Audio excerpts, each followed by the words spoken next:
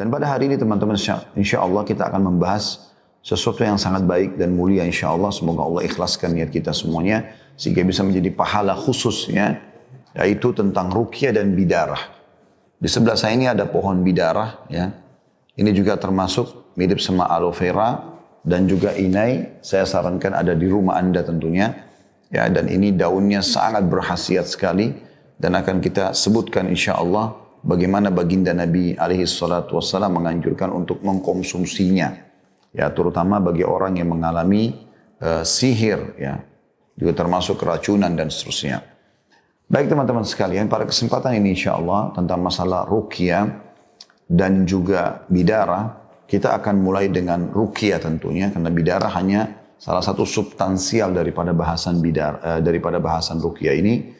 Saya akan membedah sebuah buku yang ditulis oleh Abdullah bin Abdul Aziz Al-Idan tentang masalah ruqyah, mengobati jasmani dan rohani menurut Al-Quran dan As-Sunnah. Ya. Ini diterbitkan oleh Pustaka Imam Syafi'i. Saya akan mulai di bab satunya saja langsung, ada pendahuluan saya lewatin. Saya akan bacakan insya Allah dan coba kita syarah atau menjelaskan. Yang pertama beliau mengatakan penyakit rohani dan pengobatannya. Dewasa ini kehidupan materi atau duniawi mengalami kemajuan yang melampaui batas khayalan hingga sulit dideskripsikan. Manusia saat ini menggantungkan diri pada peradaban serta kehidupan modern, sehingga kehidupan demikian jadi tujuan utama dan cita-cita dari mayoritas mereka.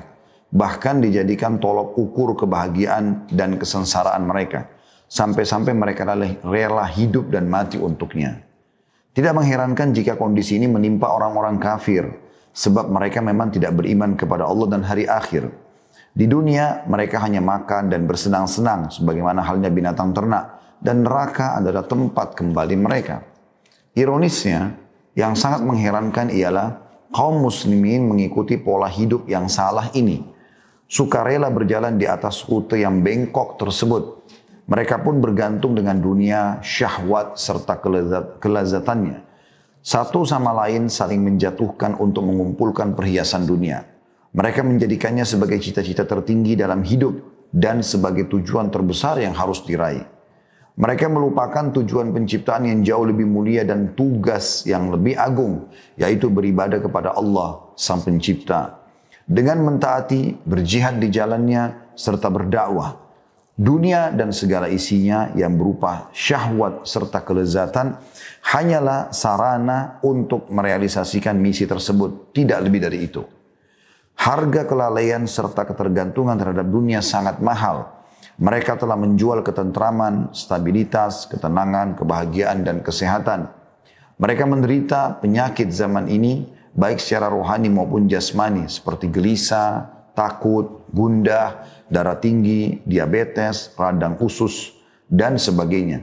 Lalu mereka ke kanan dan ke kiri, ke dalam dan ke luar negeri, mengeluarkan harta, serta mengerahkan segala daya dan upaya mencari obat penawar dari apa yang menimpa mereka, baik berupa penyakit, penderitaan, maupun problematika kehidupan. Akan tetapi, harta serta usaha tersebut belum membuahkan hasil yang diharapkan. Kesembuhan yang mereka dapatkan belum mencapai taraf sempurna. Pasalnya, mereka hanya memfokuskan penyembuhan pada satu sisi dengan mengabaikan sisi lainnya. Mereka hanya memfokuskan diri pada penyembuhan secara fisik atau jasmani saja, yakni dengan mengkonsumsi obat-obatan penenang atau menjalankan operasi bedah yang rumit ataupun sulit bahasa lainnya. Mereka mengabaikan pengobatan lain berupa iman kepada Allah Sang Pencipta, memperbaiki hubungan dengannya, mencari penawar dari Al-Quran, Al-Karim, berzikir dan berdoa.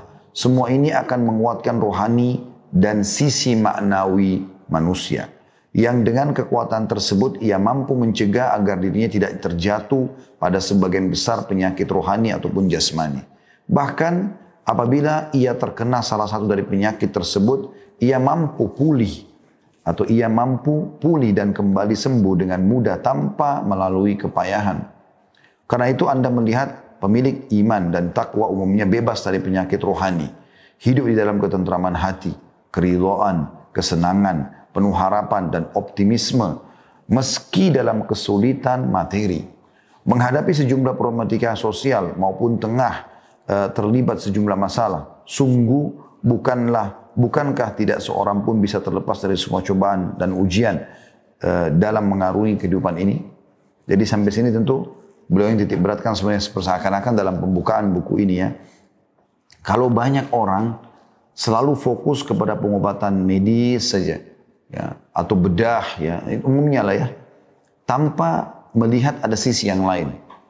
Dan kita sebagai seorang muslim punya sisi itu tentunya. Ya, kita membahas sisi rohaninya. Dan sebenarnya dengan tentramnya rohani, maka jasmani akan ikut menjadi tentram. Ya, sebagaimana tadi sudah sempat disinggung sedikit oleh beliau ya, tentang masalah kalau orang-orang beriman Anda temukan mungkin secara materi mereka berkurang. Tapi kita temukan mereka jauh dari penyakit kronis, mereka jauh dari stres, mereka jauh dari permasalahan-permasalahan. Itu semua karena memang adanya keimanan tadi. Kata beliau dari sisi yang lain, ketika sedang sakit, Anda melihat orang mukmin itu berobat pertama kali dengan Allah, dengan apa yang Allah syariatkan, berupa obat-obat keimanan yang diambil dari kitabullah serta sunnah Rasulnya Sallallahu Alaihi Wasallam. Baru kemudian dengan pengobatan medis yang dibolehkan oleh Allah dan telah pasti manfaat beserta efek sampingnya. Dengan menggabungkan dua pengobatan tersebut, ia mendapatkan manfaat kesehatan di dunia dan pahala di akhirat insya Allah. Maka betapa butuhnya kita muslimin kepada penguatan sisi keimanan agar dapat hidup dengan rasa aman, jiwanya tentram, kebahagiaan hati, dan ketenangan sanubari. Marilah kita simak sebagian dari perkataan mereka yang hidup dalam kenikmatan ini. Salah seorang dari mereka mengatakan, sekiranya para raja dan anak-anak mereka tahu akan kebahagiaan yang kami rasakan, niscaya mereka akan merebutnya dari kita dengan pedang. Ya, maksudnya karena ketentraman keimanan ini. Ya. Yang lainnya juga berkata, sungguh saya melewati waktu-waktu yang bahagia serta gembira. Saat itu saya mengatakan bahwa jika penghuni surga seperti ini kondisinya, tentulah mereka benar-benar berada dalam kehidupan yang baik. Saya tidak ada beban pikiran. Kalau itu nikmat dia syukuri, kalau itu cobaan dia tinggal bersabar dan yakin ada pahalanya. Ada lagi yang mengatakan sungguh hati ini merasa saat-saat pada waktu ia berguncang penuh kegembiraan karena kedekatan dan rasa cinta kepada Allah. Demi menguatkan kenyataan ini, saya, kata penulis, melakukan sejumlah penelitian ilmiah di sejumlah negara barat. Tetapi tidak dapat saya sebutkan di sini. Yang hasilnya adalah sebagaimana dinyatakan para ulama kita dahulu, bahwa kondisi jiwa yang stabil dan kekuatan iman akan banyak menolong diri seseorang. Tidak hanya dari penyakit mental dan tidak hanya menghadirkan rasa bahagia, tetapi juga menolong dirinya dari berbagai penyakit fisik. Dengan kata lain, cara manusia untuk menjaga dan mengobati diri dari penyakit melalui dua tahapan. Yang pertama, tahap preventif dan proteksi. Tahap preventif ini atau pencegahan dan tahap proteksi atau perlindungan merupakan tahapan terpenting dalam kehidupan muslim dan muslimah, tua maupun muda. Seyogyanya kita benar-benar memperhatikan keduanya, karena ia dapat menolak suatu penyakit insya Allah sehingga tidak mengena. Sebagaimana kata pepatah, mencegah penyakit lebih baik daripada mengobati. Yang kedua, tahapan pengobatan. Inilah tahapan untuk menghilangkan dan mengobati penyakit setelah terjadi atau sesudah seseorang terkena suatu penyakit. Ini adalah dilakukan dengan cara yang disebut dengan ruqyah syar'iyah, ataupun cara lain dari pengobatan secara mental dan medis. Perincian keduanya dijelaskan nanti insya Allah dalam buku ini tentunya. Itu kurang lebih yang kita bahasakan mungkin pasal pertama ya. Pasal yang kedua, perlindungan jiwa dari penyakit. Ketahui serta yakinlah bahwa apabila seorang muslim sanggup berpegang teguh dengan ajaran-ajaran Islam dan bisa menerapkan adabnya di dalam keseharian, baik secara perkataan maupun perbuatan, lantas menunjukkan semua itu setiap hari dalam segala bidang kehidupan, maka pasti hati atau rohaninya akan bahagia. Di samping kebahagiaan jiwa tersebut, jiwa muslim itu akan terproteksi sehingga menjadi tameng pribadi yang melindungi dari berbagai penyakit. Jadi apa yang sudah kita bacakan semua ini seakan-akan penulis ingin menitik beratkan kalau Anda fokus kepada hubungan dengan Allah Subhanahu wa taala, kembali kepada pengobatan-pengobatan syar'i, maka pada saat itu ya Anda akan terjauhkan dari penyakit jasmani. Adapun maksud penerapan hal di atas sehari-hari adalah ditinjau baik dari segi ibadah, akhlak, kemasyarakatan, maupun bidang kehidupan lainnya, atau praktek atas syariat Allah secara menyeluruh. Keyakinan teguh dan penerapan adab tersebut sudah selayaknya ditambah dengan menjalankan apa yang Allah perintahkan berupa ibadah dan ketaatan, serta berupa menjauhkan diri dari segenap maksiat dan juga segala perkara yang diharamkan olehnya. Maka dengan izin Allah, semua yang disebutkan itu cukup untuk menghadirkan kebahagiaan hati orang mukmin, menjadi proteksi atau pelindung bagi jiwanya, serta akan menjaga sanubari agar tidak terkena penyakit rohani, juga fisik pada umumnya. Karena itu Islam mengajak kita untuk mengambil seluruh ajaran, adab, doa, dan zikir. Jika kita berpegang teguh dengannya secara sempurna, maka itu menjadi benteng diri dari terkena penyakit rohani insya Allah. Ini juga menjaga kita dari waswas syaitan, kesulitan hidup, serta menjadi sebab bagi kebahagiaan seorang muslim sejati dalam mengaruni kehidupannya dengan tenang dan tentram. Amalan dan zikir utama pelindung jiwa dari penyakit. Contohnya, beliau sebutkan, yang pertama menunaikan semua kewajiban syariat, khususnya melaksanakan sholat 5 waktu di masjid, ya tentu pada saat tidak ada corona kayak kita sekarang ya, secara berjamaah dan dengan khusyuk dan tenang bagi laki-laki. Saya ingin berbagi tentang masalah kehusyuannya ya. Khusyuk termasuk salah satunya adalah tumaknina, tenang dalam melaksanakan ibadah itu. Ya, seperti misalnya memberikan gerakan-gerakannya, jangan buru-buru pada saat ruku, pada saat sujud, dan seterusnya. Yang kedua, menjauhi seluruh maksiat dan dosa besar maupun kecil, serta taubat darinya, khususnya yang menimpa orang yang sibuk dengan mendengarkan nyanyian, musik, dan menonton film atau sinetron. Semua itu melemahkan iman dan menumbuhkan kemunafikan dalam hati, bahkan menjadikan jin dan syaitan menguasai jiwa pelakunya. Yang ketiga, senantiasa membaca Al-Quranul Karim setiap hari. Yang keempat, membaca zikir pagi petang. Yang kelima, membaca zikir di bawah ini sebanyak 100 kali. La ilaha illallah wahdahu la syarikalah, lahul mulku wa lahul hamdu wa huwa ala kulli syai'in qadir. Tidak ada ilah yang berhak diibadahi melainkan hanya Allah semata. Tidak ada sekutu baginya. Baginya lah seluruh kerajaan dan baginya tiap pujian. Dan dia maha kuasa atas segala sesuatu. Yang keenam, ya, selalu mengucapkan zikir yang sesuai dengan momen dan keadaannya, seperti zikir masuk dan keluar dari rumah, zikir dan masuk keluar dari masjid, zikir sebelum tidur, zikir bangun tidur, dan seterusnya. Yang ketujuh, membentengi pribadi dengan doa yang diriwayatkan secara sahih ya dari Nabi alaihi salatu wassalam. Kemudian selanjutnya yang kedelapan, berusaha selalu mengucapkan bismillah setiap kali akan memulai aktivitas, ataupun pada saat sudah aktivitas dan lupa membacanya, dia kembali mengucapkan bismillah. Yang kesembilan, berpegang teguh dengan pelaksanaan sejumlah ibadah beserta ketaatan yang dapat menambah keimanan dalam hati dan menguatkan hubungan kita dengan Allah Subhanahu wa taala, antara lain mengerjakan salat malam, sunnah rawatib, duha, witir, bersedekah, puasa sunnah, dan lain-lainnya. Dan yang ke-10, memperbanyak istighfar. Saya melihat ini di awal-awal ini semuanya di 2 pasal ini membahas apa yang kita telah jadikan sebagai solusi pertama kita dalam menghadapi corona ini, yaitu kembali kepada Allah Subhanahu wa ta'ala. Ya. Selanjutnya yang ketiga teman-teman, hakikat ruqyah itu sendiri. Hakikat ruqyah itu sendiri. Kata beliau, dimaksud dengan ruqyah ialah kumpulan ayat Al-Quran atau ta'awudz, meminta perlindungan, serta doa yang bersumber dari Nabi SAW yang dibaca seorang muslim untuk dirinya, anaknya, atau keluarganya, guna mengobati penyakit rohani atau penyakit yang disebabkan oleh penyakit ain atau mata jahat, manusia dan jin, kerasukan syaitan, sihir, maupun berkaitan dengan penyakit-penyakit yang bersifat fisik atau jasmani maupun rohani. Jadi yang kita tidak beratkan ya, jadi ruqyah syariah bisa mengobati diri dari penyakit jasmani ya, apapun sifatnya. Nanti akan kita insya Allah ke depannya beberapa zikir yang kita sampaikan bagaimana Nabi SAW menyuruh untuk menyentuh fisik yang sakit kemudian membaca zikir-zikir tertentu. Ya, dan banyak di antara sahabat memberikan kesaksian, mereka amalkan, ternyata mereka tersembuhkan bahkan sebelum mengkonsumsi obat-obatan. Ya. Kata beliau, inilah makna sebenarnya dan hakikat ruqyah syariah. Ia tidak sebagaimana dibayangkan oleh sebagian orang bahwa ruqyah merupakan bagian dari sihir, sulap, atau bid'ah mungkar yang tidak mempunyai asal usul atau sumber dalam agama. Oleh karena itulah, manakala makna ruqyah tersebut difahami secara sempit dan salah di benak orang-orang, maka mereka akan menuju tukang sihir dan para penipu demi mencari kesembuhan diri. Sedangkan hal itu amat berbahaya bagi akidah seorang muslim, sebagaimana sudah kita ketahui. Ya, tentu dalam hadis Nabi SAW jelas masalah itu ya. Siapa yang mendatangi dukun, peramal, penyihir, penyamun, bertanya maka tidak diterima sholatnya 40 hari. Kalau dia percaya maka bisa kufur kepada apa yang diturunkan ya kepada Nabi Muhammad sallallahu alaihi wasallam. Kemudian pasal yang keempat, mengapa harus ruqyah syariah?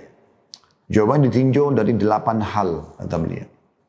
Yang pertama, ruqyah syariah bagian dari sunnah. Nanti segera kami sebutkan dalilnya dari Al-Quran dan sunnah insyaAllah kata beliau. Kenapa kita harus ruqyah? Karena memang dia bagian daripada sunnah Nabi alaihi salatu wassalam. Yang kedua, minimnya zikir dan kurangnya upaya membentengi diri dengan mengucapkan wirid. Mayoritas muslim masa kini kecuali yang dirahmati Allah lalai berzikir kepadanya dan lupa membentengi diri mereka dengan zikir dan doa. Baik itu zikir pagi petang, zikir yang terkait kondisi atau suatu momen tertentu seperti masuk dan keluar rumah, zikir setelah sholat 5 waktu maupun berupa membaca Al-Quran, berdoa dan beristighfar. Yang ketiga, tersebarnya hasad. Banyaknya orang yang iri. Dan ini terjadi. Sehingga akhirnya membuat banyak terjadi kerusakan karena hasad. Ya, sementara Nabi SAW sudah melarang hasad itu. Mengatakan hati-hati kalian dari hasad atau iri. Karena sungguhnya dia akan memakan atau membakar amal soleh sebagaimana terbakarnya kayu bakar. Atau dibakarnya kayu bakar dengan api. Yang keempat, ruqyah berguna sebagai penyembuh sejumlah penyakit yang menimpa. Terkadang suatu penyakit baik rohani ataupun jasmani. Ketidaktenangan jiwa, ya, sumpah, selalu sedih berkelanjutan, ya, segala macam problematika dunia yang kita hadapin. Juga secara fisik, kalaupun ada jasmani juga sama, bisa diobati tentunya. Khususnya ain atau hasad orang. Dikemukakan dalam sebuah hadis tentang efek penyakit mata jahat ini, ya, yang begitu cepat menimpa seseorang. Dalam hadis riwayat Muslim kata Nabi SAW, al-ainu haqq, walau kana syai'un sabaqal qadar la sabaqathul ain. Ain itu benar adanya. Andai saja sesuatu yang bisa ada sesuatu yang bisa mendahului takdir, maka ainlah yang akan mendahuluinya. Ainlah yang akan mendahuluinya. Orang yang terkena ain akan mengalami berbagai macam gangguan dalam hidupnya. Bahkan boleh jadi ia meninggal jika tidak mengobati dirinya dengan ruqyah syariah. Dalam hadis sahih kata Nabi SAW, "Aktsaru man yamutu min ummati ba'da qada'illahi wa qadari bil ain." Mayoritas umatku meninggal karena ain, ya, setelah takdir dan keputusan Allah, ya, setelah ketetapan dan takdir Allah. Ini disebutkan dalam Sahihul Jami' nomor 4022. Syekh Islam Ibn Taimiyah rahimahullah berkata, tidak ada satupun jasad yang bisa terbebaskan dari hasad. Hanya saja orang yang buruk menampakkannya sedangkan orang yang mulia menyembunyikannya. Itu alasan juga ya. Jadi di Indonesia saya lihat masih sangat sedikit orang yang memahami ini. Sehingga mereka banyak mengumbar kemesraan di depan umum. Banyak mengumbar prestasi-prestasi ya di medsos mungkin di zaman kita sekarang. Tanpa berpikir kalau akan ada ain yang menimpa mereka. Akan ada ain yang menimpa mereka. Yang kelima, alasan berikutnya kenapa kita harus ruqyah syariah adalah disebabkan sarana-sarana yang menyebabkan jin mampu menguasai manusia sudah terpenuhi. Saat ini mayoritas kita mempersiapkan kondisi dan keadaan yang menyebabkan jin mampu menguasai manusia. Misalnya, menyanyiakan sholat, tenggelam dalam kemaksiatan, juga syahwat dan kemungkaran, mengganggu bangsa jin di tempat-tempat kediamannya, ataupun kelalaian yang sangat dari berzikir kepada Allah, juga tidak membentengi diri dengan doa dan zikir baik yang bersumber dari Al-Quran maupun yang berdasarkan riwayat sahih dari sunnah Nabi SAW. Sebab-sebab lain yang membuat jin bisa menguasai anak Adam adalah ketakutan yang sangat atau yang tiba-tiba, kemarahan yang memuncak dalam segala kondisi, dan kesedihan atau kegembiraan yang amat dalam pada saat menghadapi suatu masalah dalam kehidupan. Yang keenam, ruqyah syariah dan banyak amal soleh yang lainnya ialah sebaik-baik jalan yang dapat mengantarkan seseorang pada kebahagiaan jiwa dan juga ketenteraman hati. Saat ini banyak orang yang mengeluhkan penyakit-penyakit modern seperti stres, sedih, gundah, depresi, dan lain-lain. Obat yang paling mujarab untuk penyakit di atas bagi penderitanya adalah ruqyah syariah. Nanti dibacakan ayat-ayat dan juga doa-doa dari hadis Nabi SAW.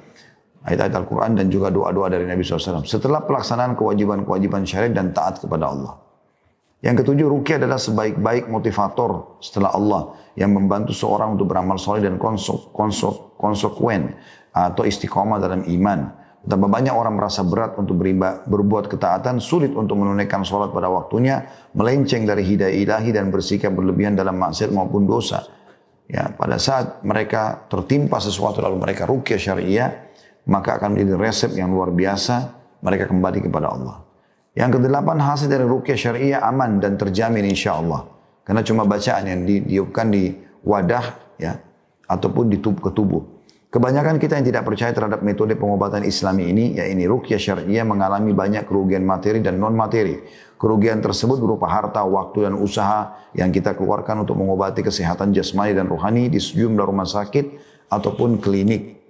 Jika seseorang dari kita diberitahukan obat penyakitmu itu ada di ujung dunia, maka tentu ia akan bergegas pergi ke sana. Ya.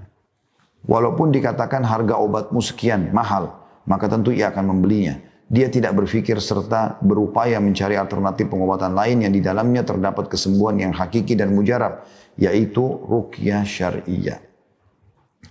Padahal ruqyah yang syar'i itu hanya butuh sedikit usaha, waktu, dan kesabaran. Di samping mendapat kesembuhan, apabila melakukan ruqyah, seseorang juga memperoleh pahala. Sungguh dia tidak akan mengalami kerugian sedikit pun. Ya, jadi ini dibahas sampai pasal ke-4. Sekarang kita akan masuk, sebenarnya ini yang inti yang kita akan bahas ya. Disyariatkannya ruqyah. Disyariatkannya ruqyah. Nah, itu tadi saya baca karena saya ingin membedah buku ini, maka saya coba baca lebih cepat tadi supaya ada gambaran apa yang diinginkan oleh penulis tentunya ya.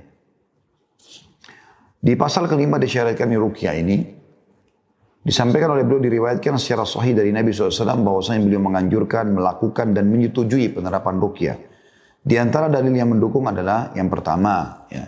Yang pertama, Aisyah berkata radhiyallahu anha, "Kana Nabi sallallahu alaihi wasallam idza ishtaka yaqra'u ala nafsihi bil mu'awwidzat wa yanfuth. Fa idza ishtadda waj'uhu kuntu aqra'u alaihi wa amsahu anhu bi yadihi raja'a barakatiha." Jika Nabi SAW mengeluh karena sakit, apapun yang beliau rasakan sakit, beliau mengucap ruqyah untuk diri sendiri. Maka ada istilah ruqyah mandiri ya, ruqyah sendiri. Baca ayat-ayat atau doa, tiup ke telapak tangan, usap ke badan. Ini Nabi SAW melakukan. Jika Nabi SAW mengeluh karena rasa sakit, beliau membaca ruqyah, doa-doa ruqyah untuk diri sendiri dan meniup kedua tangan untuk diusapkan ke tubuh dengan tiupan yang diiringi oleh sedikit ludah. Ya, dan diusap. Jika rasa sakitnya memuncak, aku mengucapkan ruqyah untuk beliau dan mengusapkan tangan kanan beliau karena mengharapkan berkah dari itu. Jadi Aisyah sendiri memberikan pernyataan di dalam hadis yang ya, sahih ini, diriwayatkan oleh Imam Muslim, bahwasanya beliau sendiri pernah meruqyah Nabi. Karena Nabi SAW manusia mulia. Ya.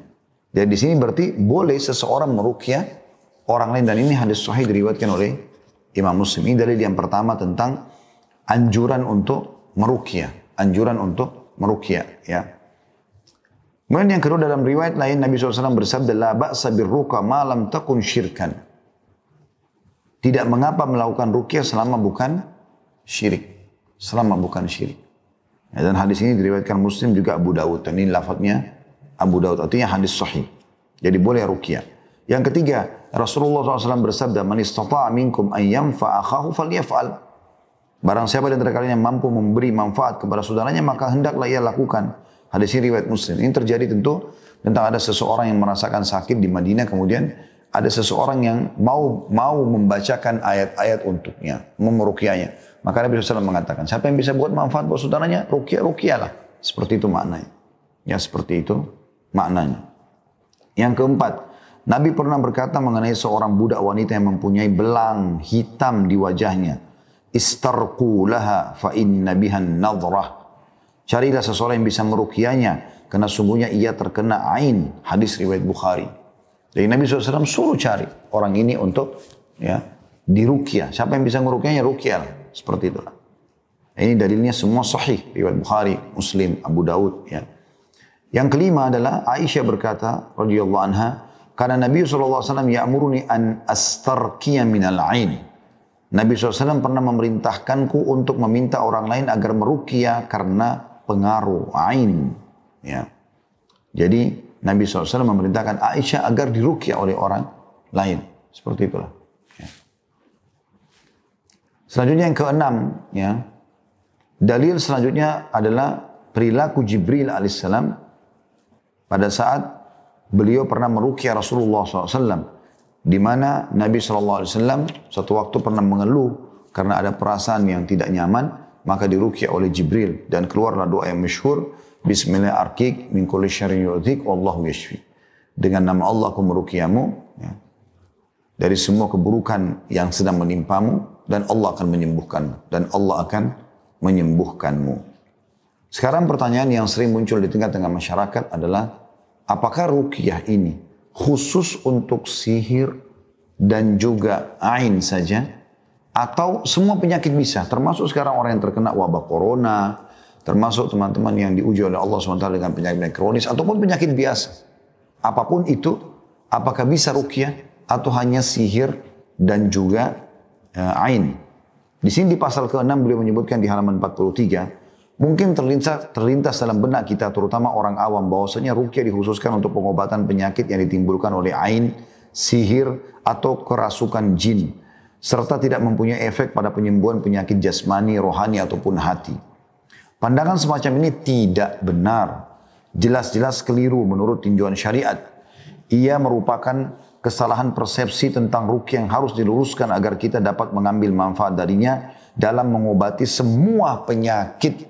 Saya garis bawahi lagi, dalam mengobati semua penyakit yang menimpa umat manusia. Baik penyakit yang sifatnya secara maknawi, atau penyakit yang dapat tertancap atau tertangkap panca indera. Ada banyak dalil syar'i dari Al-Quran dan Sunnah yang menyebutkan keumuman manfaat ruqyah untuk segala penyakit, dan tidak dikhususkan ruqyah hanya untuk penyakit tertentu saja. Dari Al-Quran, misal disebutkan dalil yang pertama, yang menyatakan bahwasanya membacakan ayat-ayat Al-Quran tidak khusus orang yang kena sihir, ya, ain, ataupun kerasukan jin atau syaitan, ya. Tapi umum, semua penyakit boleh dibacakan ayat-ayat Al-Quran. Yang pertama firman Allah Subhanahu wa taala dalam surah Fussilat, surah nomor 41 ayat 44. A'udzu billahi minasyaitonir rajim. Potongan ayat di sini, Qul huwa lil ladzina amanu hudan wa shifa. Katakan, hai Muhammad, Al-Quran adalah petunjuk dan penyembuh bagi orang-orang yang beriman. Artinya dibacakan sudah cukup untuk menjadi obat bagi orang-orang yang beriman. Dan kita tahu Al-Quran adalah rujukan utama kaum muslimin. Yang kedua firman Allah Subhanahu wa taala dalam surah Al-Isra, surah nomor 17 ayat 82. A'udzu billahi minasyaitonir rajim wa nunazzilu minal Qur'ani ma huwa syifaa'un wa rahmatun lil mu'minin. Dan kami turunkan dari Al-Quran sesuatu yang menjadi penawar dan rahmat bagi orang-orang beriman. Pasti semua ayat Al-Quran bisa mengobati. Dan ruqyah syari'iyah fokus pada bacaan Al-Quran, kemudian doa-doa yang diajarkan oleh Nabi alaihi salatu wassalam.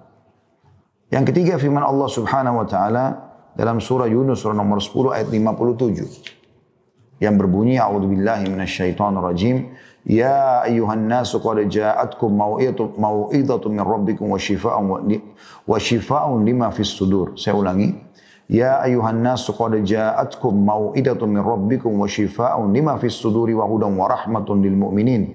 Artinya, wahai manusia, sungguh telah datang kepadamu pelajaran dari Al-Quran, atau pelajaran dalam kurung Al-Quran dari Rabbmu, penyembuh bagi semua penyakit yang ada dalam dada, dan petunjuk serta rahmat bagi orang-orang yang beriman. Ibnu Qayyim rahimahullah berkata, Al-Quran adalah obat yang sempurna bagi semua penyakit hati, badan, dunia, dan akhirat. Akan tetapi, tidak semua orang diberikan kemampuan dan taufik untuk berobat dengan kitabullah ini. Andai seorang penderita mampu mengoptimalkan pengobatan penyakitnya dengan Al-Quran secara jujur, juga penuh keimanan, keyakinan, penerimaan yang sempurna, dan keyakinan pasti, serta ia sudah memenuhi tiap persyaratannya, niscaya dirinya tidak akan pernah dikalahkan oleh penyakit. Bagaimana mungkin penyakit dapat mengalahkan firman Rabb langit dan bumi. Yang jika ia diturunkan kepada gunung, maka niscaya ia akan meluluhkannya. Atau jika diturunkan ke bumi, maka niscaya ia akan membelahnya. Tidaklah ada penyakit hati atau badan pun, melainkan dalam Al-Quran terdapat perihal atau petunjuk perihal sebab, cara penyembuhan dan cara menjaga diri darinya. Hal ini diketahui orang yang diberi pemahaman oleh Allah ihwal kitabnya. Allah Subhanahu wa taala menyebutkan dalam Al-Quran berbagai macam penyakit hati serta badan, sekaligus bagaimana cara mengobatinya. Sementara dari As-Sunnah disebutkan dalam beberapa dalil tentunya. Yang pertama yang diangkat oleh penulis, ruqyah Jibril alaihissalam terhadap Nabi kita Muhammad sallallahu alaihi wasallam. Jibril mendatangi beliau dan berkata, "Ya Muhammad, ishtaqait?" Faqala na'am. Qala bismillahi arkika min kulli syai'in yu'dhik min syarri kulli nafsin aw 'ainin hasid Allahu yashfik bismillahi arkik. Ya. Jadi doa ini terjemahnya, wahai Muhammad, adakah yang engkau keluhkan? Maka beliau mengatakan, ya. Lalu Jibril berucap dengan menyebut nama Allah, aku meruqyamu dari segala sesuatu yang menyakitimu, dari kejahatan tiap jiwa atau ain, ya, penyakit ain, mata panas yang dengki. Allah akan memberimu kesembuhan dengan menyebut nama Allah, aku meruqyamu. Ya. Di sini Jibril alaihissalam bertanya, ya, atau perkataan Jibril dari segala sesuatu yang menyakitimu di atas menunjukkan keumuman dari segala penyakit. Jadi bukan hanya sekedar penyakit sihir dan seterusnya, tapi memang penyakit jasmani pun juga sama. Ya, penyakit jasmani pun juga sama. Yang kedua, ya, diriwayatkan dari Aisyah radhiyallahu anha bahwa Rasulullah SAW pernah mengusapkan tangan kanannya kepada seseorang yang mengeluh karena sakit yang dialaminya dari kalangan kami, seraya mengucapkan, adhibil ba's rabban nas, ishfihi anta syafi, la shifa illa shifa'uk, shifa'an la yugadiru saqama. Hilangkanlah penyakit ini wahai Rabb manusia, sembuhkanlah dia, engkaulah yang maha menyembuhkan, tidak ada kesembuhan melainkan kesembuhanmu, kesembuhan yang tidaklah meninggalkan suatu penyakit apapun. Ya, riwayat ini, ya, keduanya diriwayatkan oleh Imam Muslim. Diriwayatkan oleh Imam Muslim. Ya. Hadis di atas bersifat umum untuk segala bentuk keluhan tentunya. Yang ketiga, Uthman, dalilnya Uthman bin Abil As Al-Thaqafi pernah mengeluhkan sakit di tubuhnya yang ia rasakan sejak masuk atau memeluk agama Islam kepada Rasulullah SAW. Jadi orang ini baru masuk Islam, radhiyallahu anhu, dia mengeluh. Semenjak masuk Islam badannya selalu sakit. Ya, gangguan syaitan. Oleh karena itu beliau mengatakan kepada sahabat ini, "Dha yadaka 'ala alladhi ta'allama min jasadik wa qul bismillah thalathan wa qul sab'a marrat a'udzu bi'izzatillahi wa qudratihi min syarri ma ajidu wa uhadiru." Letakkanlah tanganmu di atas anggota tubuhmu yang sakit, misal di dada, ya, misal di kepala, letakkan. Lalu ucapkan 3 kali bismillah, bismillah, bismillah. 3 kali dengan menyebut nama Allah, dengan menyebut nama Allah, dengan menyebut nama Allah.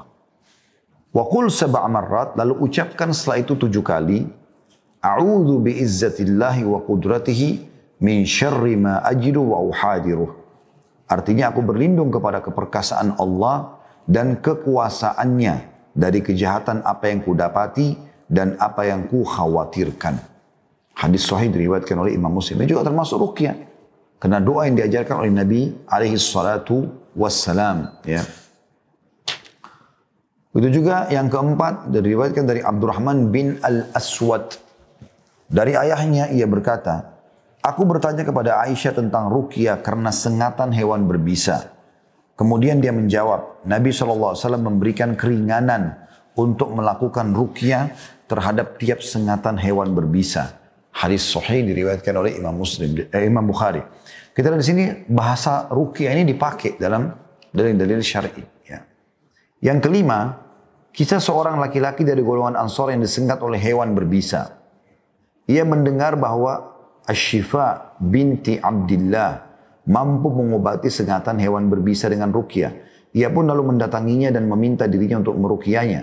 Tapi Asy-Syifa berkata, demi Allah aku tak lagi meruqyah sejak masuk Islam. Laki-laki ini lantas mendatangi Nabi dan menceritakan ucapan Asy-Syifa tadi. Maka Rasulullah SAW memanggil Asy-Syifa dan memerintahkan kepadanya, tunjukkan ruqyah tersebut kepadaku. Setelah Asy-Syifa melakukannya, beliau lantas bersabda, irkihi wa'allimiha Hafsa kama 'allamtiha al-kitab. Ruqyahlah laki-laki itu dan ajarkanlah ruqyah tadi kepada Hafsah sebagaimana engkau mengajarinya menulis. Hadis ini diriwayatkan oleh Al-Hakim dalam kitab Mustadrak dan disahihkan oleh Albani dalam As-Sahihah nomor 178. Kita bisa bayangkan teman-teman di sini, bahkan laki-laki yang sedang mengeluh, ya itu minta diruqyah oleh seorang wanita dan Nabi SAW suruh wanita itu meruqyahnya. Dalam arti kata memang ruqyah bahkan dianjurkan dijadikan sebagai pengobatan. Sebagaimana pengobatan medis ya, adanya perawat dari wanita. Begitu juga dengan laki-laki boleh mengobati wanita tentunya. Terdapat, dan ini hadis diriwayatkan Hakim tadi sudah saya katakan dan disesuaikan oleh Syekh Albani. Dan beliau mengatakan terdapat hadis-hadis lainnya seputar terapi ruqyah dari sejumlah penyakit fisik yang tidak mungkin kami paparkan dalam tulisan ringkas ini. Mungkin pada zaman ini kita heran bahwa ada ruqyah tertentu untuk penyakit tersebut. Atau kita heran jika ruqyah bisa memberi manfaat berupa kesembuhan dari berbagai penyakit seperti demam, sengatan kalajengking, sulit buang air kecil, cedera, luka, sakit kepala dan sebagainya. Jadi saya pribadi teman-teman sekalian, tidak pernah saya mendahulukan pengobatan medis kalau saya pribadi. Saya selalu coba setiap kali saya merasakan suatu sakit kepala kah, terasa gejala awal pilek misalnya tenggorokan sakit atau susah tidur ya apa saja termasuk perasaan fisik ya walaupun ada luka dan segala macam misalnya luka selalu saya dahulukan ruqyah dulu, bacakan ayat-ayat, bacakan doa, memohon kepada Allah SWT dan subhanallah 90% sembuh. 10%-nya butuh tambahan medis tapi tetap saya tidak pernah lepaskan masalah ini. Jadi ini teman-teman yang harus kita perhatikan baik-baik dalam bahasan kita. Yang yang diberatkan di sini adalah, ingat, ruqyah syariah justru dikedepankan dari pengobatan yang lainnya.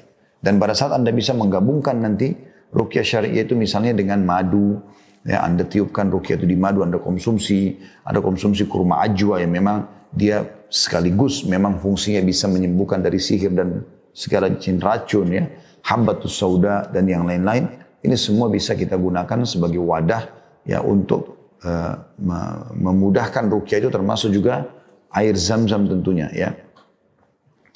Lalu kata beliau, contoh konkretnya, salah satu contoh konkret dari manfaat ruqyah adalah kisah Ibnu Qayyim rahimahullah.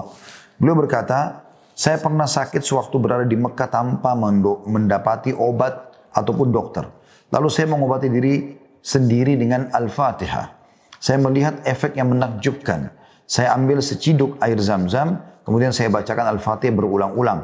Lantas saya minum airnya. Tidak lama kemudian saya mendapatkan kesembuhan yang sempurna. Hilang. Pengalaman pribadi ini saya jadikan sandaran, kata penulis ya, pengalaman pribadi ini saya jadikan sandaran saat menghadapi banyak penyakit dan saya memperoleh faedah sepenuhnya. Peristiwa ini saya ceritakan kepada orang yang mengeluhkan sakit dan banyak dari mereka yang sembuh dengan cepat. Kata beliau, dan di akhir buku ini akan kami sebutkan sejumlah kisah nyata manusia pada zaman sekarang sebagaimana dikisahkan oleh para pelaku peristiwa seputar manfaat ruqyah syariah dalam menyembuhkan berbagai macam penyakit. Pasal ke-7, ruqyah dan meminta penyembuhan yang dibolehkan. Seiring anjuran supaya menggunakan ruqyah syariah dan semangat untuk menjadikannya sebagai salah satu sarana penyembuhan dari seluruh penyakit yang dialami manusia, perlu difahami bahwa hal ini bukan berarti tidak dibolehkannya menggunakan sarana-sarana penyembuhan lain yang diperbolehkan oleh syariat Islam. Seperti pergi ke dokter, mengkonsumsi obat kimiawi maupun alami, atau mengunjungi psikiater terpercaya. Tetap boleh semua ikhtiar. Benar, bukan demikian maksud kami. Semua itu dibolehkan dan disyariatkan. Dengan dalil bahwasanya Rasulullah SAW sendiri menganjurkan dan melakukan semua itu. Dinukil dari Ibnu Abi Khuzaimah, ia berkata kepada Nabi SAW, wahai Rasulullah, bagaimanakah ruqyah yang kita gunakan untuk meruqyah? Obat yang kita pakai untuk berobat dan ketakwaan yang kita jadikan perisai. Apakah itu menolak takdir Allah? Beliau pun menjawab, itu semua termasuk takdir Allah. Hadis riwayat Ahmad dan Tirmidzi mengatakan hadis hasan sahih. Hadis di atas menetapkan adanya sebab dan akibat serta menggugurkan pendapat orang yang mengingkarinya sebagaimana dinyatakan oleh Ibnu Qayyim rahimahullah. Nabi juga pernah ditanyakan orang Badui, wahai Rasulullah, bolehkah kita berobat? Maka beliau bersabda, sallallahu alaihi wasallam, ya boleh. Wahai hamba-hamba Allah, berobatlah. Sesungguhnya tidaklah Allah menurunkan penyakit, melainkan Dia Allah juga menurunkan obatnya, kecuali satu penyakit. Lalu sahabat itu bertanya, apa itu? Ya. Maka kata Nabi SAW, penyakit tua. Hadis diriwayatkan Ahmad dan juga diriwayatkan dan disahihkan oleh Albani dalam Sahih Ibnu Majah. Hadis-hadis di atas dan juga lainnya sebagaimana dinyatakan oleh Ibnu Qayyim merupakan dalil yang jelas bahwasanya Nabi SAW menganjurkan untuk berobat. Berobat tidaklah menafikan tawakal sebagaimana berusaha menghilangkan atau menolak rasa lapar, haus, panas dan dingin. Semuanya tidak menafikan tawakal. Bahkan tauhid yang hakiki tidak akan sempurna tanpa adanya interaksi dengan sebab yang dijadikan Allah untuk mengarahkan kepada terjadinya akibat, baik secara takdir ataupun secara syariat. Malahan sebaliknya, menafikan sebab-sebab tadi akan merusak tawakal, sebagaimana ia merusak perintah dan hikmah ilahi. Penafian tersebut juga melemahkan perintah untuk berobat, sebab orang yang mengingkarinya meyakini meninggalkan berobat sebagai tawakal yang lebih kuat. Imam Bukhari rahimahullah berkata dalam sahihnya meriwayatkan bahwasanya Rasulullah sallallahu alaihi wasallam bersabda, "Asy-syifaa fi thalatha, syarbatu asalin wa syartati mihjamin wa qayyati narin, wa ana anha ummati an kayyi bin nar." Obat itu pasti ada pada tiga, atau kesembuhan ada pada tiga. Minum madu, goresan pisau bekam, dan kai dengan api atau metode pengobatan dengan melalui menyundutkan tubuh dengan besi yang dibakar. Namun aku melarang umatku dengan pengobatan kai dengan api. Ini sudah sering kita sebutkan hadisnya dari awal bahasan kita ya. Kata beliau ini merupakan nas yang jelas bahwa sebab-sebab kesembuhan ada dalam madu, bekam, dan juga menyundut tubuh dengan besi yang dibakar. Sebagaimana ruqyah disyariatkan dan merupakan salah satu sebab kesembuhan dengan izin Allah. Maka begitu pula madu, bekam, dan kai. Demikianlah berdasarkan nas hadis Rasulullah SAW. Jadi beliau mengatakan berdasarkan hadis-hadis tadi dapat disimpulkan bahwa kita disyariatkan pergi ke dokter yang kompeten di bidangnya, yang memiliki ilmu dan kemampuan untuk memprediksi penyakit serta memberikan obat-obatan yang diperbolehkan oleh syariat lagi bermanfaat untuk menyembuhkan berbagai macam penyakit. Namun secara umum yang lebih utama dalam berobat adalah dengan menggabungkan antara pengobatan ilahi, ruqyah syariah, obat-obatan medis dan sebab-sebab natural atau yang alami. Ini dititikberatkan oleh beliau. Kemudian teman-teman pasal ke-8, kapankah ruqyah bermanfaat? Pertanyaan ini penting untuk dijawab sebab bisa jadi salah seorang dari kita meruqyah diri sendiri atau orang lain tetapi tidak mendapatkan efek yang diharapkan atau kesembuhan yang segera. Akibatnya ia merasa ragu tentang manfaat ruqyah lalu bertanya-tanya, mana kebenaran perkataan orang yang beranggapan bahwa ruqyah itu bermanfaat? Tanda tanya. Aku telah mencoba meruqyah diri sendiri dan tidak melihat adanya hasil berupa kesembuhan penyakitku. Kondisi aku juga tidak semakin membaik. Ibnu Qayyim rahimahullah menanggapi, mengatakan harus difahami dan diperhatikan di sini bahwa zikir-zikir, ayat-ayat, ataupun obat-obatan yang digunakan untuk ruqyah dan penyembuhan memang bermanfaat serta mampu menyembuhkan banyak penyakit. Akan tetapi, ia membutuhkan kesiapan hati dari pasien, kekuatan peruqyah, serta tergantung pengaruh ruqyah itu sendiri. Jika penyembuhannya gagal, bisa jadi ia disebabkan kelemahan pengaruh pelaku ruqyah atau disebabkan tidak terdapatnya penerimaan dari sisi seseorang yang diobati atau ada rintangan kuat dalam diri pasien untuk menghalangi reaksi terapi itu. Semuanya disebutkan Ibnu Qayyim dalam Al-Jawabul Kafi di halaman 38. Jadi teman-teman kalau mau memulai ruqyah, nanti akan kita lebih dalam bahas insyaAllah masalah ruqyah ini. Teman-teman sekarang kalau ingin meruqyah, maka harus faham. Kita pun ikuti dengan keyakinan pada saat kita mau ruqyah diri kita, atau kita diruqyah oleh orang lain. Dan kita berharap memang kesembuhan. Karena kapan seseorang kesurupan jin, sering ketindihan, tidurnya susah, bertengkar rumah tangga tanpa sebab, susah sekali punya anak, ya bertahun-tahun, dan segala macamlah kegelisahan, kesedihan, ketakutan kalau sendiri. Semua ini pengaruh sihir dan pengaruh dari syaitan. Maka kita sendiri memang harus merasa butuh dengan itu. Karena ada orang di ruqyah tidak sembuh karena memang dia tidak yakin. Masa sih? Benar enggak? Gitu lah. Nah begitu juga dengan peruqyahnya. Tingkatan-tingkatan peruqyah berbeda. Makin soleh, dan solehah, maka makin kuat pengaruh bacaannya. Karena kalau orang yang sangat dekat dengan Allah, dia jaga diri dari kemaksiatan, maka bacanya itu lebih terkena, ya, lebih terfokus dan lebih khusyuk dibandingkan dengan orang ahli maksiat dalam meruqyah, walaupun tetap ada efek tapi tidak sebesar kalau orang itu dasarnya dekat dengan Allah Subhanahu wa taala. Juga Ibnu Qayyim menjelaskan dalam buku yang lain namanya Zadul Ma'ad. Beliau mengatakan pengobatan ruqyah terbukti manfaatnya kalau terpenuhi dua syarat. Salah satunya dari si penderita dan satu lagi dari pihak yang mengobati. Jadi dari dua orang ini harus ada respon yang sama. Syarat yang terkait penderita ialah kuatnya jiwa, kesungguhan jiwa dalam bergantung kepada Allah, keyakinan pasti bahwa Al-Quran itu obat dan rahmat bagi kaum mukminin atau umat Islam, serta ucapan ta'awud yang benar, a'udzubillahi minasyaitonirrajim, juga kemampuan hamba dalam menggabungkan antara hati dengan lisan. Ruqyah itu ibarat, ya, suatu peperangan. Orang yang berperang tidak akan beroleh kemenangan yang sempurna melainkan dengan dua syarat. Yang pertama, senjata yang digunakan adalah bagus dan benar dalam penggunaannya. Yang kedua, lengan yang menggunakan senjata tersebut adalah lengan yang kuat. Jika tidak terdapat salah satunya, tentu senjata bagus tidak begitu bermanfaat. Maka bagaimana jika dua perkara tersebut tidak ada pada diri seorang pejuang? Hati hamba yang demikian adalah hati yang kosong atau hampa dari nilai tauhid, tawakal, ketakwaan, serta ketundukan. Ditambah lagi, ia tidak memiliki senjata. Adapun syarat yang berkaitan dengan pihak yang mengobati dengan Al-Quran dan As-Sunnah juga terdiri dari dua poin, sama ya tadi. Bagaimana dia juga yakin si peruqyah ini dengan apa yang dia baca, dia yakin dengan izin Allah dia bisa menyembuhkan, dia memohon dengan tulus dengan doa-doanya kepada Allah agar bisa menyembuhkan. Ya, jadi ini jawaban tentunya di pasal 8 tentang orang yang mengatakan saya sudah sering ruqyah tapi belum sembuh-sembuh juga. Jadi beliau Ibnu Qayyim menjawab itu, mengatakan karena cara untuk sembuh dan efektif dalam ruqyah adalah dua. Bagaimana kesiapan peruqyahnya sendiri, bagaimana juga kesiapan orang yang diruqyah itu. Pasal ke-9 syarat ruqyah. Berikut di antara syarat-syarat ruqyah yang syar'i. Yang pertama, ruqyah itu menggunakan firman Allah, nama-namanya, nama-nama Allah, sifat-sifatnya, sifat-sifat Allah, atau ucapan yang bersumber dari Nabi SAW. Jadi tidak bisa yang dikarang-karang. Yang kedua, menggunakan bahasa Arab yang fasih atau ucapan yang diketahui maknanya. Jadi ada orang, saya pernah lihat peruqyah, dia ruqyah iya, rutin ruqyah orang, tapi bacanya salah.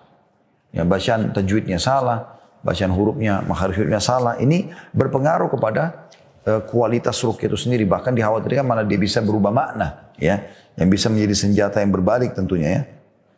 Kemudian yang ketiga, orang yang meruqyah yakin bahwa ruqyah tidak memberi dampak kecuali dengan takdir Allah SWT. Bukan karena dia, tapi karena takdir Allah. Yang keempat, ruqyah tidak dilakukan dengan tata cara yang haram atau bid'ah. Misalnya meruqyah di kamar mandi, kuburan, juga memiliki waktu tertentu untuk ruqyah seperti ketika melihat bintang, dan pelaku ruqyah dalam keadaan junub atau memerintahkan pasien untuk diruqyah dalam keadaan junub. Ini semua tidak akan punya efektif. Justru harus dia bersuci. Bahkan si yang mau meruqyah dan yang mau diruqyah itu dua-duanya dalam keadaan berwudu. Itu jauh lebih baik tentunya dan lebih besar efeknya. Itu syarat yang keempat. Syarat yang kelima, pihak yang meruqyah bukan penyihir, dukun dan peramal. Dan ada sebagian orang di Indonesia pun menyebarkan isu itu, ya, bahwasanya sihir bisa dilawan dengan sihir. Maka karena dia kena sihir, dia boleh datang ke dukun untuk minta tolong. Ini tetap kena hadis Nabi SAW yang melarang untuk minta tolong kepada para penyihir-penyihir. Yang keenam, ruqyah tidak mengandung ungkapan atau tata cara yang diharamkan karena sungguhnya Allah tidak menjadikan perkara yang haram sebagai obat. Jadi misalnya dia ruqyah sambil suruh minum darah, ya, atau makan bangkai, sebagaimana dukun-dukun sering lakukan kepada pasiennya. Kita akan selesaikan insya Allah sampai ke pasal ke-12, ya, insya Allah. Saya akan coba bacakan sampai pasal ke-11 sebenarnya. Ini kita sudah masuk ke yang ke-10.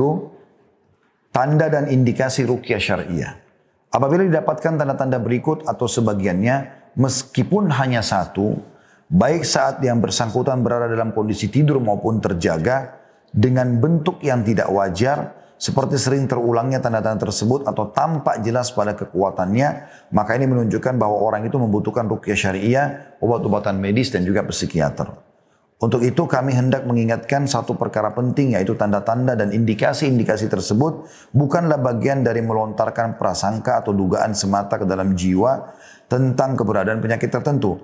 Tidak sebagaimana yang disangkakan beberapa orang. Sungguh ini sama sekali tidak demikian. Kami membahas ini karena dua tujuan. Yang pertama, jika seseorang tidak mendapati tanda-tanda yang kami sebutkan, hendaklah ia bersyukur dan memuji Rabb-nya atau Tuhannya, Allah Subhanahu wa taala, karena banyak nikmat yang telah Dia Allah berikan, seperti terselamatkannya dari berbagai penyakit. Yang kedua, jika terdapat pada diri seseorang sebagian dari tanda-tanda tersebut, lalu ia ingin menjalankan proses penyembuhan, baik untuk dirinya atau untuk orang lain, hendaklah ia melakukan ruqyah syariah atau memakai tenaga seorang ahli ruqyah yang terpercaya. Jangan menemui tukang sihir, dukun, juga paranormal. Ini istilah baru paranormal ya. Jadi ini tidak benar, atau biasa di Indonesia dikatakan orang pintar. Mereka adalah orang-orang yang bodoh karena mereka justru minta tolong sama syaitan yang merupakan ahli neraka. Sebab menemui mereka hukumnya haram, bahkan dapat sampai ke derajat kemusyrikan. Wa na'udzubillah, kata beliau. Meski mereka mengklaim secara dusta mempunyai cara pengobatan yang cepat dan mujarab untuk segala macam ataupun bentuk penyakit manusia. Hendaklah kita berhati-hati dan menjauhi mereka. Tanda-tanda dan indikasi dari terjangkit penyakit rohani antara lain. Yang pertama, yang paling nyata ini adalah berpaling atau menjauhkan diri dari ketaatan dan berzikir kepada Allah. Khususnya sholat fardu. Malas sekali sholat. Selalu melalaikan sholat. Nanti sudah mau masuk waktu sholat selesai baru sholat. Itu pun buru-buru. Ini berarti sudah ada indikasi Anda butuh ruqyah. Ataupun malas melakukan ibadah secara umum. Yang kedua, sakit kepala yang terus-menerus tanpa disebabkan gangguan psikologis. Selalu sakit kepala tanpa sebab. Beberapa jam sekali sakit kepala lagi, sakit kepala lagi. Ya. Yang kedua, kemarahan yang selalu amat sangat atau sangat tinggi. Hingga seorang kehilangan kontrol atas diri dan lisannya. Ya, kalau ada orang apa saja marah. Selalu marah. Bahkan kadang-kadang karena rusaknya fitrahnya, sampai-sampai dia marah pada hal-hal yang tidak diperlukan, mungkin untuk kepada dirinya sendiri. Misal dia mau buka pintu, ternyata pintunya masih sulit untuk dibuka, karena mungkin kurang tepat kuncinya, sudah cukup untuk dia marahin dirinya, dia marah pada pintu. Atau dia mau pakai sendal, kemudian keliru cara pakainya, sudah cukup membuat dia marah untuk dirinya dan untuk kepada sendal itu pun. Maka ini berarti ada sesuatu yang salah di sini. Yang keempat, pikiran yang linglung. Selalu mudah lupa, linglung, nggak tahu. Sudah kerjakan belum? Tidak. Kamu sudah buat begini? Tidak tahu. Jadi semuanya tidak tahu. Yang kelima, sering lupa dalam linglung itu yang keempat. Yang kelima, sering lupa dengan kondisi yang tidak sewajarnya. Terlalu banyak lupanya. Kalau lupa satu dua hal mungkin, tapi kalau lupa, ya, baru angkat barang tiba-tiba sudah lupa, nggak tahu taruh di mana. Nah, itu sering terjadi. Ini aneh ini. Ya. Kemudian yang keenam, rasa lemas yang menyelimuti tubuh dan dengan diiringi rasa malas yang luar biasa serta kehilangan tenaga. Ya, sering lemas tiba-tiba, sering pingsan tiba-tiba. Ya, malasnya luar biasa ya, untuk mengerjakan apapun. Yang ketujuh, susah tidur pada malam hari atau tidak nyenyak dalam tidur, gelisah. Nah, tidak bisa tidur pokoknya intinya. Yang ketujuh. Yang kedelapan, perasaan gelisah, sedih, serta dada terasa sempit secara berkepanjangan. Yang kesembilan, kecenderungan untuk tertawa ataupun menangis tanpa sebab. Ini pernah saya bicara sendiri dengan seseorang yang pernah kena sihir ya, atau ada masalah dalam kejiwaannya. Memang dia sendiri membahasakan ke saya, dia bilang, sering kali kadang-kadang duduk di depan rumah ya tertawa sendiri, tidak tahu kenapa sebabnya. Atau kadang-kadang nangis tanpa sebab, berisak-isak. Bukan karena kehusyuan dia, tapi memang dia pun tidak tahu kalau ditanya kenapa sebabnya. Yang kesepuluh, sering mengalami mimpi yang buruk dan mengerikan. Selalu itu, mimpi hewan-hewan jatuh dari jurang, ya, mimpi dibakar lah segala macam. Ini semua termasuk butuh ruqyah syariah segera ya. Yang ke-11, rasa malu yang berlebihan ya, dan keinginan untuk memisahkan diri dari manusia. Di sini maksudnya bukan malu positif ya, tapi dia selalu merasa diri ingin pisah, ya, ingin berpisah dari orang-orang, ingin sendiri, menyendiri selalu. Yang ke-12, tidak betah tetap ada di rumah. Benci berkumpul bersama keluarga, istri dan anak, bahkan bersikap keras dan kasar saat berinteraksi dengan mereka, serta sering terjadi konflik rumah tangga, tanpa sebab ya, bukan karena memang ada pemicunya. Yang ke-13, terjadi perubahan negatif dalam diri seseorang padahal sebelumnya ia hidup dalam kestabilan dan kesuksesan. Yang ke-14 yang terakhir, tiap penyakit yang menyerang anggota tubuh tertentu yang tidak dapat diobati dengan pengobatan modern atau terapi jiwa seperti kanker, kejang, flu, alergi dan sebagainya. Ya. Kalau penyakit-penyakit yang menyerang dan tidak bisa disembuhkan itu aneh. Ya, walaupun sebenarnya penyakit yang bisa disembuhkan pun bisa dengan ruqyah tentunya sebagaimana sudah kita jelaskan di pasal sebelumnya. Dan kita tutup teman-teman dengan pasal ke-11-nya tentang masalah engkau adalah dokter bagi dirimu sendiri. Wahai saudaraku yang tercinta, kata beliau, selama engkau meyakini manfaat dan urgensi ruqyah dalam hidupmu, engkau tidak perlu lagi mencari atau menemui orang lain untuk meminta meruqyahmu. Engkau mampu meruqyah dirimu sendiri. Ulangi lagi, engkau mampu meruqyah dirimu sendiri. Upaya ruqyah secara mandiri itu jauh lebih baik dan lebih utama daripada engkau diruqyah orang lain, yakni apabila ditinjau dari berbagai segi. Yang pertama, sebagai wujud kesempurnaan sikap tawakal kepada Allah. Ini berarti engkau tidak lagi meminta kesehatan dan kesembuhan melainkan dari Allah SWT semata. Sebab ruqyah merupakan satu bentuk doa atau minta kepada Allah langsung. Yang kedua, melatih diri bersikap ikhlas, jujur dan tawadhu. Ya. Meruqyah secara mandiri, ini tentu isi penjelasan dari poin nomor 2. Meruqyah secara mandiri lebih dapat menghadirkan keikhlasan serta kejujuran dalam merendahkan diri dan bergantung kepada Allah. Oleh karena itu, oleh sebab itu manfaat yang ditimbulkannya menjadi lebih besar dan kesembuhan pun bisa menjadi lebih cepat dengan izin Allah. Yang ketiga, menghemat waktu. Ruqyah ini bisa dilakukan kapanpun engkau suka, siang ataupun malam hari. Adapun untuk para ahli ruqyah terbatas. Di samping itu mendatangi tempat mereka menimbulkan ketidaknyamanan. Bentuknya ini akan waktu, membuang harta. Terkecuali bagi orang yang ada pada kondisi tertentu atau sedang sakit kronis yang menyusahkan dirinya. Maka hendaklah ia menemui ahli ruqyah yang terpercaya untuk membantu dan menyembuhkannya. Ya tentu di sini maksudnya adalah boleh Anda pakai jasa peruqyah, ya, apalagi kalau Anda lagi sakit. Ya, tapi di sini yang penting adalah Anda coba ruqyah mandiri dulu. Ya. Dan yang ke-12 ya pasalnya kita akan lanjutkan insyaallah di esok hari biidznillah ta'ala, yaitu isi ruqyah itu sendiri seperti apa. Tapi untuk closing daripada materi kita hari ini, saya insya Allah akan coba menyebutkan beberapa daripada ayat-ayat yang dianjurkan sekali teman-teman untuk membacanya ya. Dan saya berharap teman-teman insya Allah bisa memiliki buku ini sehingga tidak perlu Anda mencatat lagi secara khusus ya. Dan buku ini insya Allah tidak sulit untuk ditemukan karena buku ini umum, ya bisa didapatkan di pasaran. Atau kalau tidak Anda ketik di Google tentang susunan ayat-ayat ruqyah atau doa-doa ruqyah.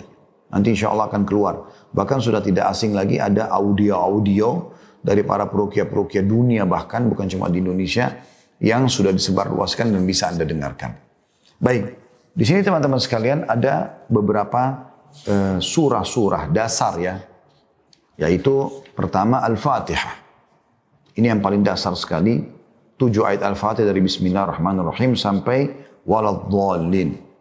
Anda baca 1 sampai 3 kali. Anda baca 1 sampai 3 kali. Kemudian tiup ke telapak tangan, ya. Kemudian kalau Anda sudah mau usapkan tubuh boleh. Tapi kalau Anda mau lebih kuat, ditambah dengan yang lainnya, yaitu 5 ayat pertama surah Al-Baqarah. 5 ayat pertama surah Al-Baqarah. Ya, dari Alif Lam Mim sampai wa ulaika humul muflihun. Kemudian juga masih surah Al-Baqarah di ayat 102. Wattaba'u ma tatlu syayatinu ala mulki Sulaiman. Ya, ini tentu teman-teman sekalian ayat 102. Ya. Insya Allah nanti besok kita akan bahas panjang lebar ini ya. Saya cuma sebutkan ini yang Anda lakukan sebagai closing materi kita. Besok kita akan lebih fokus insya Allah ya untuk melakukan ruqyah. Ya, nanti coba saya akan praktekin insya Allah masalah ruqyah mandiri dan juga kalau seseorang sedang diruqyah seperti apa. Nanti akan saya minta seorang ikhwah bisa hadir insya Allah di sebelah saya untuk saya lakukan proses ruqyah itu ya insya Allah.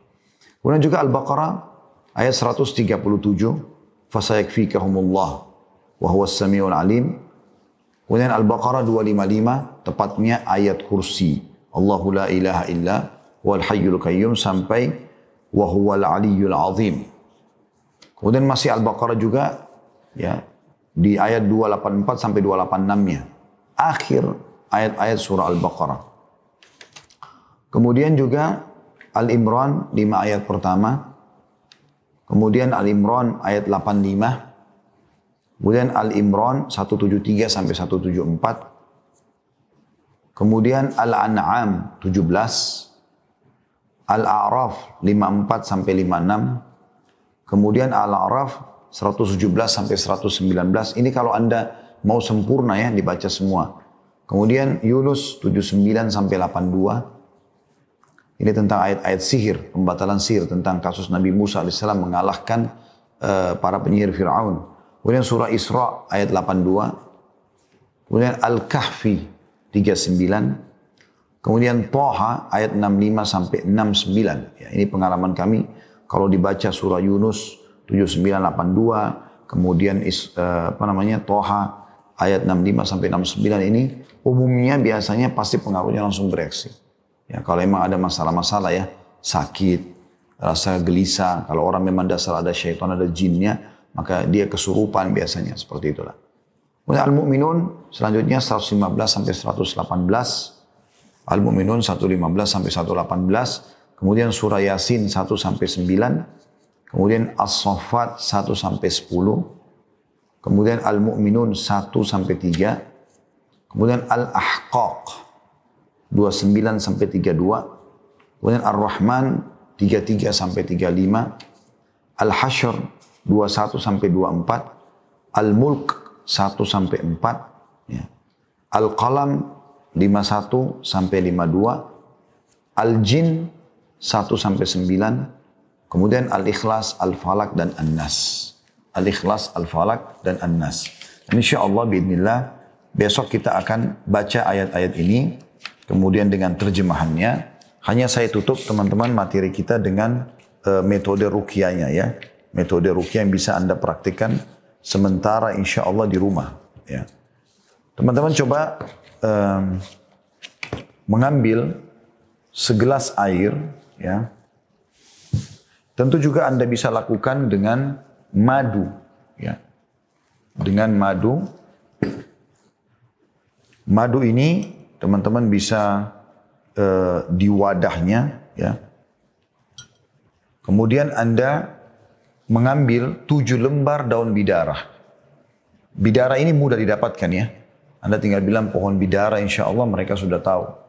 Ya, di sebagian lokasi Jakarta pernah saya dapatkan orang menamakan dengan apel India. Tapi jelas Anda bilang saja bidara.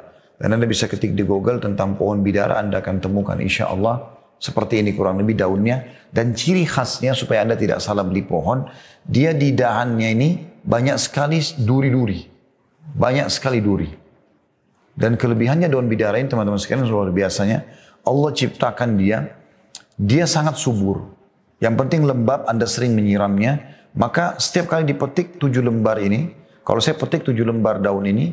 Besok pada saat Anda lihat di sini sudah tumbuh daun baru. Jadi selalu begitu.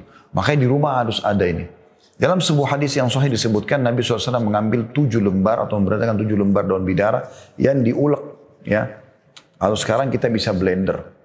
Kemudian Anda ambil wadah seperti gelas ini.